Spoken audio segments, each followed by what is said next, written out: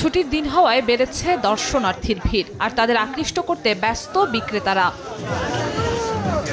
কুয়াশা আর শীত তোয়াক্কা না করে সকাল থেকেই দর্শনার্থীরা ভিড়ছেন মেলা প্রাঙ্গণে। ঘুরে ঘুরে কিনছেন পছন্দের জিনিস, যদিও মান ও দাম নিয়ে রয়েছে মিশ্র প্রতিক্রিয়া। আমার ইচ্ছা হচ্ছে পাকিস্তানি অথেন্টিক কোনো কিছু যদি পাই, কিছু আনকমন টাইপের যদি কিছু পাই অবশ্যই কিনবো। দাম রিজনেবলই থাকে। তারা ডিসকাউন্ট রেখেছে, কিন্তু ডিসকাউন্টের আড়ালে কিছু ফাঁকিবাজিও আছে। এদিকে সাপ্তাহিক ছুটির দিনে প্রত্যাশা অনুযায়ী ক্রেতা সমাগম হওয়ায় উচ্ছ্বসিত বিক্রেতারা। ছুটির দিনে আমরা প্রচুর সাড়া পাই। দুপুরের পরে বিকেল টাইমে আর সন্ধ্যার দিকে তো প্রচুর ভিড় থাকে। টাইমটা যদি আরেকটা 2-3 দিন যদি এক্সট্রা বাড়ায় দেয় তাহলে মনে হয় আরেকটু বেশি ভালো হবে। গেল 2 শুক্রবার প্রায় 2 লাখ করে দর্শনার্থী পাওয়ায় আজও রেকর্ড গড়ার প্রত্যাশায় মেলার ইজারাদার।